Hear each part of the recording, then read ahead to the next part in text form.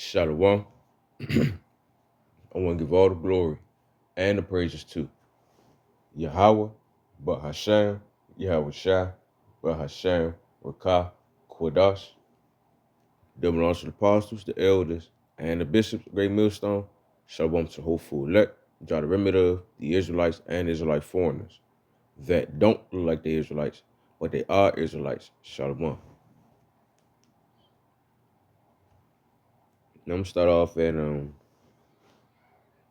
get this one precept right here, Proverbs 19:15. Slothfulness casteth into a deep sleep, and an idle soul shall suffer hunger. All right, now the reason why I got this is because right now we supposed to be working as hard as we can for the Lord, as much as we can for the Lord. We can't be lazy, can't be putting off what we need to do for Him on the side, or nothing like that. So like the Apostle Gabar said, them not the traits of the elect. So if you see people saying like, man, I don't feel like doing this for the Lord, or I don't feel like doing that for the Lord right now, I'd rather do this first, then do that, like that type of, it's like, nah. Them not the qualities of the elect. And that's slothfulness, that's laziness, and that's showing forth that you really don't want to do what you need to do for the Lord.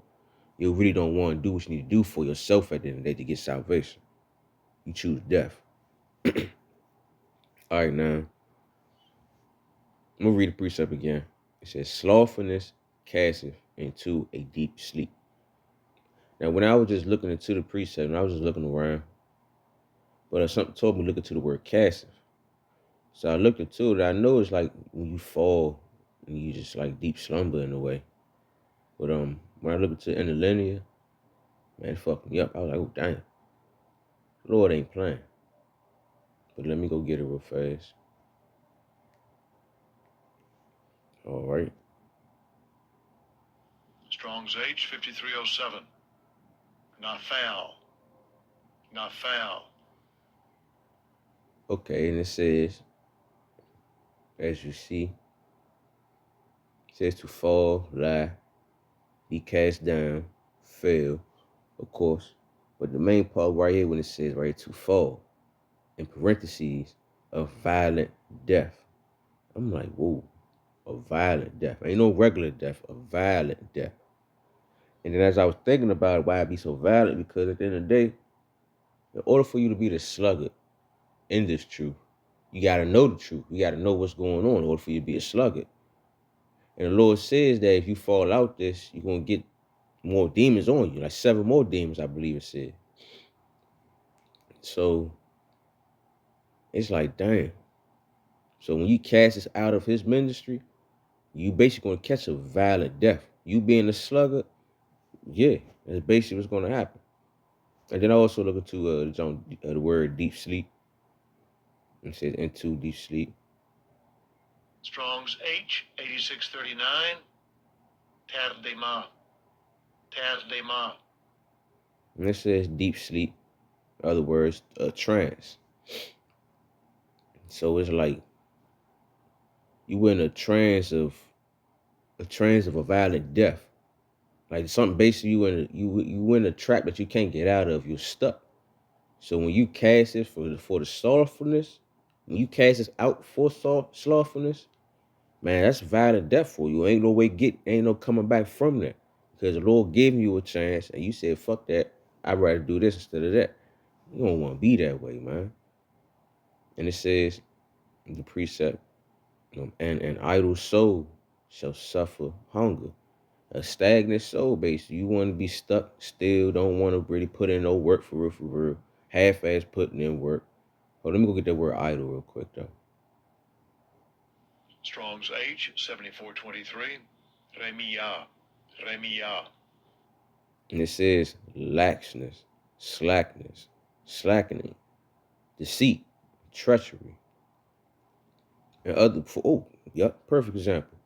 When you around brothers and stuff, you acting like you really doing this, you doing that, but behind closed doors, you ain't doing shit. You ain't studying. You ain't looking through certain words. You're not looking at yourself, building yourself up for Jacob's trouble. basically Judgment Day. You're not trying to grow. It's like it's so much, man. It's just beyond. I don't even want to talk about it too much, but it's like you lying to yourself at the end of the day. Make it seem, and then it's like you just. I don't know, man. It's just Lord's will. I don't have that type of spirit. I can't even get my words out properly because it's just like why. The Lord is giving you a chance for salvation. You just want to just like whatever. La la la la. Okay. Oh damn. Gotta do a lesson. Oh damn. I gotta study. Oh damn. Saturday. Like what? The fuck is wrong with you? Like, I don't know, man. People be tripping like shit nowadays, man. But point is though, don't want to be a sluggard, man. Cause like you gonna have to suffer at the end. You ain't gonna have nothing to save you during Jacob's trouble. Now, let me go to who was it? Proverbs 24, I believe. Yeah, it was Proverbs 24. It was at the bottom. Let me get there. Proverbs 24. This go for me too, though. At the end of the day, because I don't want that type of spirit. You know, I glad the Lord got me in a passion for this to really like, no, I gotta do something. I gotta do this. I gotta do that. So a lot of times He'll prevent me from doing certain things, so I won't be over righteous. And I'm like the water for that, Lord. I do gotta calm my little ass down sometimes, because I be hard on myself for the most part. But it's like I want to get salvation. Fuck being lazy. But Proverbs 24 and 30. I'm gonna read out the NLT though. Yeah, I'm gonna read out the NLT. It's a little parable, okay? And it says, I walked by the field of a lazy person, the vineyard of one with no common sense. And hold on, before I could tell you on, it's more, and the reason why you can say that with no common sense, because if you have a vineyard, common sense will tell you gotta keep your eyes on that vineyard at all times. You can't be half-assed, you can't be lazy. Same thing with this truth. If you have sense, you know that you gotta do this to get salvation. But as you can see, a lazy person don't have no common sense. They don't think about the salvation. All right, verse 31. I saw that it was overgrown with nettles. It was covered with weeds, and its walls were broken down. Hold on, real quick before I continue on. I want to see what nettles is. Because right here it says Proverbs 24:31. It says with thorns and nettles. But let me just go ahead and get that real quick.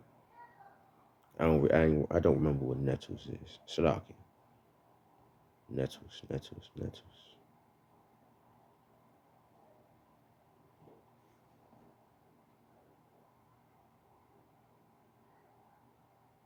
Oh, it's a certain type of weed. Okay, well, let me hit the strong for y'all. Strong's H 2738.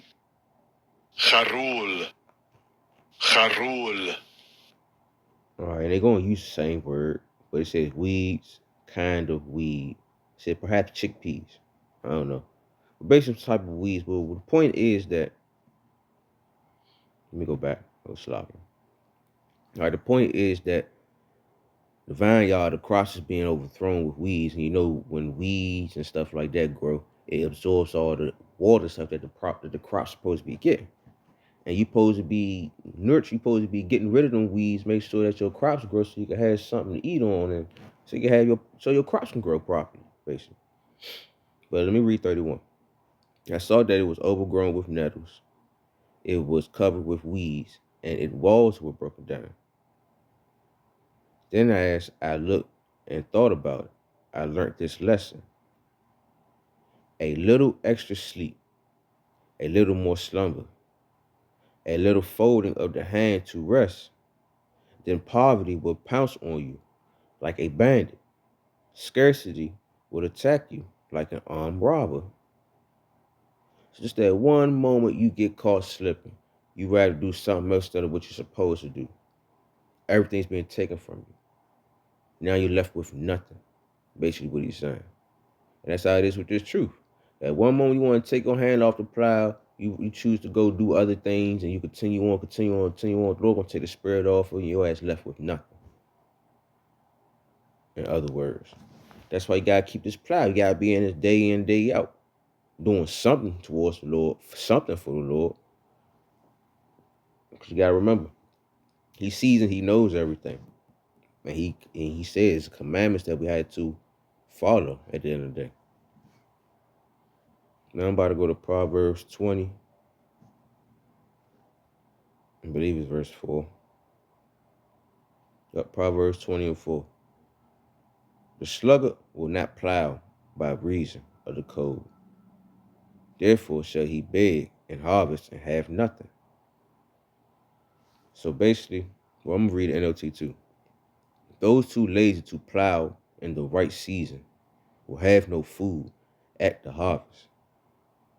So in other words, if you're not taking the time right now, while we got the grace period, we got the time to build up treasures and our spirit, and build up wisdom and understanding within this truth on what to do and what not to do. In the time right now, you're gonna be shit out of luck. Because when there's no more time to plow, to prepare yourself for the cold, basically prepare yourself for Jacob's trouble, you're gonna be shit out of luck. You're not gonna have enough wisdom and understanding. You're gonna do something you're not supposed to be doing, and you're gonna get caught up. And you guys gonna die. You had to go, and you're gonna most likely gonna have to come back through somebody else's nutsack, through one of the elect loins, when you had a chance to become one of the elect. And that's some scary shit right there for real. And what the Lord said, He gonna cast the sluggard cast into deep sleep. So that's a violent death right there that you're gonna be stuck in. You can't get out of if you put down this plow, or if you don't continue to do what you're supposed to do, or you put the Lord second, third, fourth. He's supposed to be put forth first. But that's it. For real, for real. Lord's will, I do not get that spirit. Lord's will keep the spirit on me to continue to do what I need to do for Him at the end of the day. I do not want to be a slug. I don't want to be slothful. Man, I know anybody that's sincerely in this don't want to be that same way neither. So that's basically it. Hopefully it was edifying. Straight to the point. I want to give all the glory and the praises to Yahweh, Bahasham, Yahweh Shai, Bahasham, Rakah, Kodash. That belongs to the apostles, the elders, and the bishop of the great millstone. Shalom to the hopeful elect, which are the remnant of the Israelites and Israelite foreigners that don't look like the Israelites, but they are Israelites. Shalom.